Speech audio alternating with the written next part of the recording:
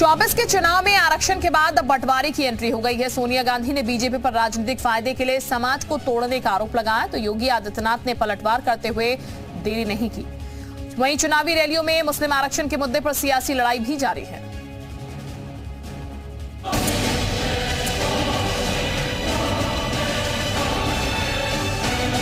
उनका ध्यान किसी भी कीमत पर सिर्फ सत्ता हासिल करना है। उल्टा चोर कोतवाल को डांटे। लोकसभा चुनाव के बीच राजनीतिक दलों को देश में नफरत बढ़ाए जाने की बात याद आ रही है। 1947 में बंटवारे के जिम्मेदार गिनाए जा रहे हैं। जाति और धर्म के नाम पर आरक्षण की हिमायत की जा रही है। चुनावी रैलियों से लेकर नेताओं के भाषण वाले वीडियो में भी ऐसे ही मुद्दे गूंज रहे हैं। वार पलटवार हो रहे हैं और आरोप प्रत्यारोप का दौर जारी है। मुसलमानों को आप लोग आरक्षण दे रहे हैं, ओबीसी का लेकर मुसलमानों को दे रहे हैं। रिजर्वेशन तो मिलना चाहिए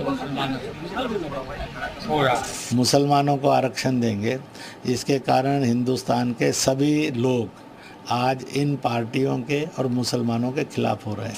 इतने वर्षों से सो रहे थे, हम तो चिल्ला चिल्ला के थक गए कि मुसलमानों को रिजर्वेशन मिलना चाहिए।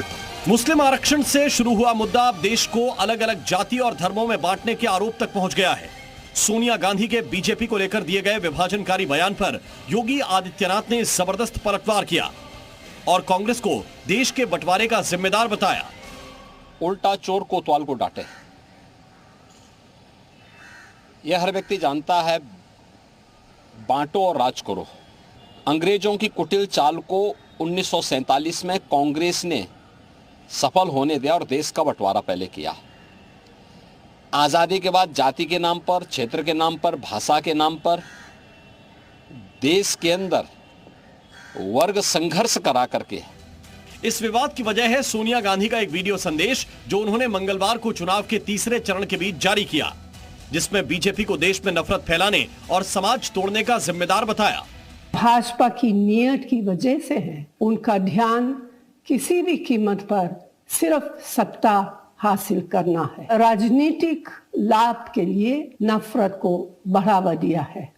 सोनिया के आरोपों पर योगी आदित्यनाथ ने बैक टू बैक फायर किया। उन्होंने कांग्रेस की पूर्व अध्यक्ष को सच बोलने की सलाह देते हुए उनकी पार्टी के मैनिफेस्टो को ही आड़े हाथों लिया।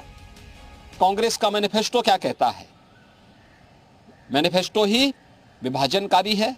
मैं अनुसूचित जाति, जनजाति और पिछड़ी जाति के अधिकारों में सेंध लगाने वाला है। कम से कम श्रीमती सोनिया गांधी जी को सच बोलने की आदत डालनी चाहिए।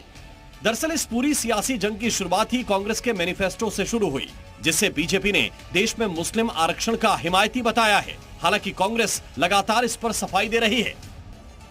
वैसे जब से चुनावी तारीख का ऐलान हुआ और देश में राजनीतिक दलों की रैलियां शुरू हुई, तब से लेकर आज तक बस इन्हीं शब्दों का शोर सुनाई दे रहा है। जनता से जुड़े मुद्दे बस पार्टियों के मैनिफेस्टो के पन्नों में दबकर रह गए हैं।